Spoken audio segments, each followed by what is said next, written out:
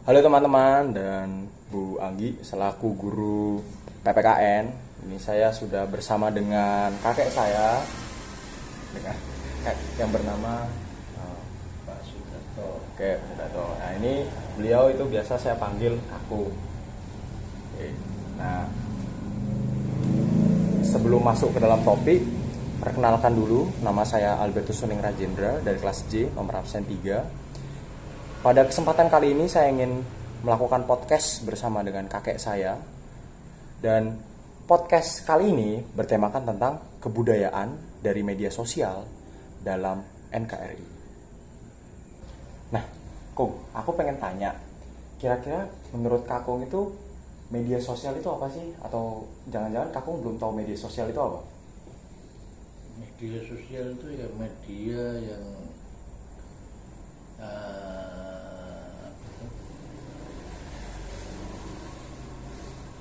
yang dekat Yang dekat. Maksudnya, jadi jauh. oh, Dekat jadi yang jauh dari dekat. yang jauh jadi dekat. Berarti ini kayak kebiasaan-kebiasaannya anak zaman sekarang ya, yang kayak main medsos itu bisa berhubungan sama orang-orang luar negeri, tapi sama keluarganya sendiri jarang ngomong. Gitu kok maksudnya. Oh, alah. Loh, bukan, kayaknya Kakong salah deh. Sebenarnya kan media sosial itu alat untuk kita berkomunikasi lewat jaringan dunia maya kok. Ya, lewat itu. Nah, mungkin dari Kakung tafsiran yang kayak gitu itu menyebabkan Kakung ngertiin bahwa yang jauh jadi dekat, yang dekat jadi jauh. Gitu. Oh begitu. Nah, kalau menurut Kakung sebenarnya pas waktu masa kecilnya Kakung itu kan, kalau di zamanku atau generasi zaman sekarang ya, itu tuh biasanya tuh tiap-tiap bocil atau tiap-tiap orang itu tuh main media sosial tuh. Nah, kalau di zaman Kakung bagaimana sih Pak orang-orang itu berhubungan dan semakin dekat gitu, dari orang yang jauh sampai dekat gitu? Ya kalau zamannya kampung itu waktu itu ya cuman ada radio, ada telepon, telepon itu jadi radio SSB, ya ada. Jadi cuman komunikasi ya lewat itu. Jadi kalau enggak ya datang ketemu. Datang ketemu ya, berarti ada secara offline gitu, maksudnya menyentuh dengan langsung gitu. Lah, kalau gamenya kok? Kalau main game itu sudah lama ada. Itu game bot itu. Zamannya Kakung ada itu game bot. Ada. Yang kecil-kecil gitu kayak Iya. Mario itu. Pernah Mario. megang kok? Ya pernah. Pernah main. Gimana kok rasanya memegang satu-satunya barang yang langka pas waktu masa-masa itu? Ya hanya pengen aja, tapi permainan di masa kecil itu ya ada itu hitung empat, terus ada gerobak sodor, itu ya main biasa, main kelereng, Iya. main beli itu beli pukul ini kayu, potong itu sepotong jadi kira-kira 40-30 cm, itu sebagai pemukulnya, yang kecil itu 10-15 cm pukul das, itu namanya betik. Nah, kalau misal ini kok di zamannya Kakung itu ada nggak sih Kung kayak budaya-budaya yang dari luar negeri, kayak anggap aja ini apa, kebiasaan makan permen karet. Itu kan biasanya dulu-dulu tuh setahu saya kayak makan permen karet itu bisa jadi BDS-nya orang Amerika gitu. Ada nggak sih Kung? Ya, Zaman-zaman makan permen karet itu ada, tapi juga budaya dari luar itu contohnya dansa itu. Ya. Terus musik, ada musik slow rock, ada musik apa itu. ada apa lagi Kong kira budaya masuk berarti itu budaya dari barat ya Kong ya? Iya. Kalau budaya budaya di Indonesia ini kan budayanya kayak gamelan, ya toh. Kayak tari-tari itu, tari gambyong apa tari apa, Lah itu banyak itu. masih ada. berdasarkan itu tuh Kong tadi yang kebudayaan masuknya itu Kakung pernah nggak sih ngerasain bahwa Kakung tuh pengen ngerubah kebiasaan yang udah ada sama Kakung itu yang pas satu kita tinggal di lingkungan kita ketika ada budaya itu masuk Kakung ngerasa kayak wah ini budaya keren banget nih ini pasti harus saya ikuti jadi harus saya tinggalkan semua yang udah saya pernah rasakan gitu untuk mencoba budaya baru pernah nggak sih Kong ngerasain gitu? Enggak ada. Jadi enggak terasa, biasa aja lah. Tanggap itu apa lah. Jadi budaya-budaya itu ya budaya kayak itu ya kita cuman melihat aja. Jadi Sangat berpegang dengan Pancasila sekali ya Kong ini. ya Pancasila itu kan sebagai pedoman hidup bangsa Indonesia. Jadi kalau budaya nasional itu tetap ya kita karena masih cinta NKRI katanya ya. Itu ya kita yang nasionalisme itu ya tetap kita jalankan sebaik mungkin. Oke. Ngomong-ngomong soal cinta NKRI nih Kong, kan ini pasti juga kan jadinya kan cinta tanah air. Nah, Kakung pernah nggak sih ngelakuin suatu hal yang itu tuh bener-bener Kakung maknai sebagai inilah bentuk dari nasionalismeku terhadap Indonesia? Pernah nggak Kong? Ya, pernah tuh ya waktu itu umpamanya ada upacara bendera pas menaikkan bendera nyanyi Indonesia Raya ya, kita menyanyikan Indonesia Raya sesuai dengan sikap sempurna tegak dan tetap kita jalankan sesuai itu apa yang diutarakan oleh pemimpin-pemimpin kita dulu. Tentunya itu waktu kita ikut satu jadi satu organisasi namanya organisasi pramuka. Nah, pramuka itu kok kenceng Di Loyola nggak ada pramuka ya? ya apa Oh, nggak apa-apa, siap. itu kan jadi cuman jadi pramuka itu untuk nantinya generasi ke generasi itu tetap teguh dan taat kepada negara sesuai karena di situ dididik pendidikannya itu di samping kita main-main ya pramuka itu mendidik suatu ketegasan seseorang yang menjadi orang yang cinta tanah air ya. Katanya cinta lingkungan cinta dan sebagainya itu. Nah kan setelah aku menceritakan hal-hal yang heroik nih, saya memiliki satu keresahan. Nih Kong, jadi orang-orang zaman sekarang yang dapat dilihat sesuai dengan adanya dampak globalisasi kok dari adanya media sosial ini. Jadi ada orang itu berbicara bahasa Indonesia kayak gini kok, itu tuh gak lengkap bahasa Indonesia kok. Jadi kayak dicampur-campurin bahasa Korea, bahasa Jepang, gitu kok. Nah itu kan yang menurut saya ya itu tuh kayak bukan bukan kaprahnya kebudayaan Indonesia, apalagi dalam bahasa itu digunakan secara belentang-belentong seperti itu. Nah, kalau tanggapannya kakak sendiri gimana terkait dengan bahasa serta ada perilaku juga kok, perilaku orang-orang itu kan sudah mulai ke barat-baratan.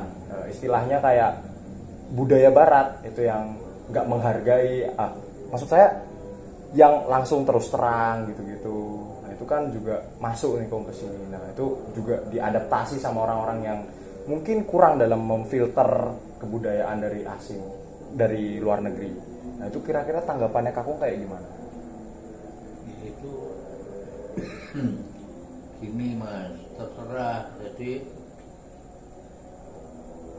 kalau kita mengikuti, tapi setidak-tidaknya itu hanya dibatasi saja. Dan yang penting kita tetap mengutamakan apa yang menjadi tuntunan daripada apa yang telah kita pelajari. Jadi kayak ngomong bahasanya diganti-ganti. Kalau kata orang Jaksel, bahasa Jaksel bos, which is literally. Tapi ya dalam hal ini tetap kita mengutamakan bahasa kita, bahasa Indonesia. Kalau orang nasionalis itu tetap. Dan dalam hal ini kita tidak boleh, artinya tidak boleh itu jangan kau tinggalkan. Jadi bahasa ibumu ya, bahasa ibu itu tetap kita pertahankan, kita pakai sebaik-baiknya. Nah, menurut kakung kan juga banyak tokong yang dari Instagram atau dari TikTok itu kan masuk budaya-budaya yang tindakannya itu agak sedikit melenceng dari kebiasaan Indonesia. Nah, itu juga salah satunya itu kan juga kaum pelangi. Kamu tahu kaum pelangi? Tahu? Ya kalau gedong-gedong. Nah, ya kayak mana lah. Nah, itu mereka semakin berani untuk show up gitu-gitu dan untuk berbicara depan publik tanpa malu. Nah, mereka itu karena adanya keterbukaan informasi dari luar, Pak Kung. Nah, informasi dari Amerika Serikat, nah, tuh yang dari luar negeri itu kan mereka kan memperbolehkan hal-hal seperti itu. Nah, masuk ke media sosialnya orang-orang, ya toh. Nah, orang-orang itu menurut saya Bung ya, mereka ngelihat ada orang yang satu orang speak up tentang aku merasa seperti ini. Kenapa kalian memarahiku karena aku merasa berbeda dari yang lain? Nah, semuanya kok koar-koar yang kayak gitu. Nah, akhirnya speak up semuanya. Padahal sebenarnya kebudayaan Indonesia kan harusnya tidak seperti itu.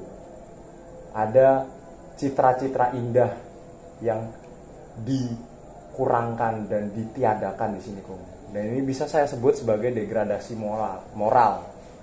Karena kita terlalu banyak terpapar globalisasi tanpa memfilternya, Kong. Kira-kira Kakong sendiri tuh pernah gak sih ngeliat kayak orang-orang itu yang harusnya itu nggak begini di zamannya Kakong malah jadi begini di zamannya sekarang? Ya, melihat, tapi dalam hal ini kita tidak perlu ya. Artinya kalau kita ingin katanya cinta tanah air itu ya cintanya tanah air. Ya ngapain kita mikir-mikiran demikian, tidak perlu kita pikir itu. Jadi Ya, itu concern, Kong. concern, maksudnya kita harus memikirkan bagaimana Indonesia ke depannya nih gitu. Nah, kedepannya tetap jadi kita selalu ini tadi aku bilang. Jadi kalau cinta tanah air, cinta NKRI, kita mesti itu tadi, contohnya bahasa ibu kita pertahankan, kita melihat alam kita yang rusak, contohnya aja misalkan itu kita benahi, ada sampah kita kumpulin, Nah ini kan yang di kita ikat dan kita jadikan satu, kita buat. itu kebudayaan Jepang loh. Yang di FIFA atau yang di mana-mana itu biasanya orang ninggalin sampah buat biar staffnya kerja, tapi kalau orang Jepang membersihkan sampahnya. Real. Iya. Ya begitu Mas.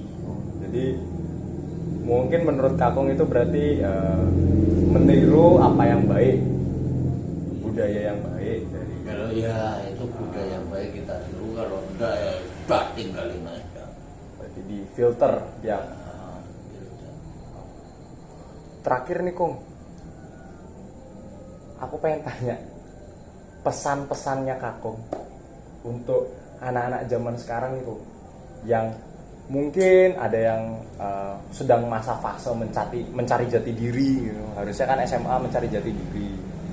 Nah, kayak gitu kan Kakung kan juga pernah muda, sudah pernah merasakan. Kebetulan ada hamparan globalisasi lagi nih Pater, Kakung, aduh malah sebut Pater. Nah ini Kung, nah itu pesan-pesannya Kakung apa? Ya pesan Kakung, kita tetap tidak meninggalkan budaya kita dan kita tetap ingat pada negara dan bangsa kita, selalu bagi tanah air itu NKRI itu tetap kita cintai. Jadi jangan sampai kita meninggalkan, dan di dalam perjalanan hidup itu sampai akhir hayat kita. Sip, terima kasih Kung atas waktu dan kesempatannya. Siap. Terima kasih banyak Kung. Yuk. Oke. Nah, guys, jadi itu adalah podcast saya bersama kakek saya.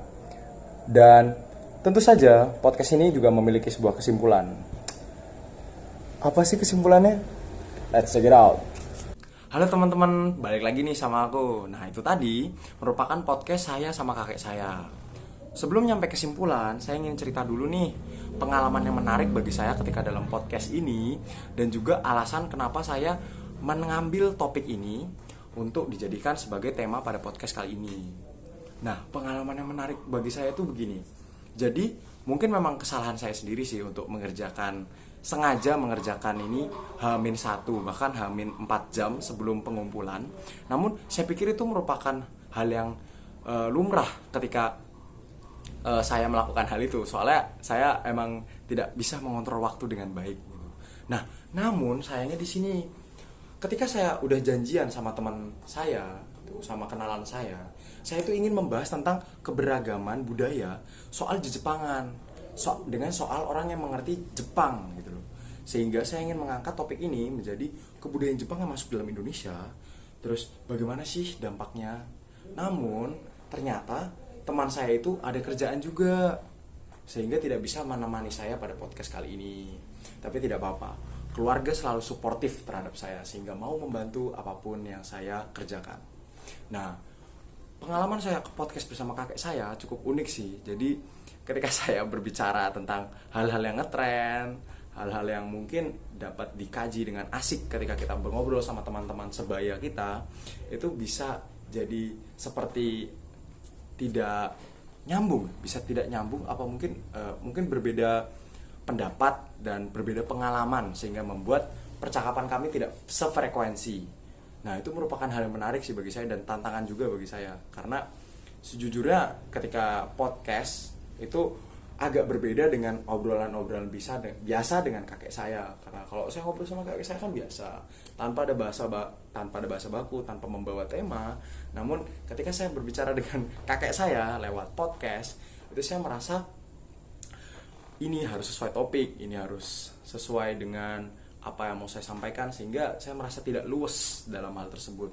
Ya mungkin itu pengalaman yang menarik juga dan saya dapat belajar dari sana. Nah, alasan mengapa saya menarik topik ini untuk dijadikan tema podcast pada kesempatan kali ini bersama dengan kakek saya, karena pada hal-hal yang sering kita temui atau lumrah kita temui, banyak kebudayaan-kebudayaan asing yang seringkali jarang difilter dan masuk ke dalam kebudayaan kita. Dan itu banyak sekali hal negatif yang dapat kita temui, seperti berbicara kasar, yang itu merupakan bagian dari kebudayaan kita. Namun aku tidak bisa berbicara tentang kenapa itu bisa menjadi kebudayaan kita, namun kita bisa melihat hal itu sebagai hal yang lumrah. Kenapa orang bisa berbicara kasar, mungkin tentang pengalaman keluarganya dan lain sebagainya. Namun ketika dia berbicara tentang bahasa kasar namun menggunakan bahasa lain selain dari Indonesia, itu tuh merupakan salah satu bentuk dari kejamnya arus globalisasi, sehingga banyak informasi-informasi yang didapatkan namun sulit untuk disaring. Nah, makanya dari podcast ini saya ingin mengajarkan kepada anak-anak muda, mungkin seumuran saya, untuk berhati-hatilah ketika menggunakan media sosial dan juga berkomunikasi secara online lewat teman-teman. Nah, itu kita harus selalu menjaga bahwa Pancasila itu harus tetap menjadi pedoman, harus tetap menjadi filter kita ketika menghadapi berbagai macam kebudayaan yang masuk, kebudayaan asing yang masuk. Sehingga membuat kita berpikir bahwa kita dapat menjaga NKRI lewat melestarikan kebudayaan-kebudayaan yang ada di Indonesia tanpa harus mengikuti kebudayaan baru yang ada dari luar negeri. Jadi begitu teman-teman, kira-kira podcast pada kesempatan kali ini. Nah, penutupnya atau kesimpulannya adalah berhati-hatilah dalam menggunakan media sosial dan saringlah keberagaman dari orang-orang asing atau dari luar negeri agar NKRI kita tetap utuh dan tetap bersatu. Saya Albertus Rajendra, absen 3 kelas XJ, mengucapkan terima kasih banyak telah menonton video ini dan mohon maaf apabila ada salah kata ataupun salah tindak. Sekian, terima kasih.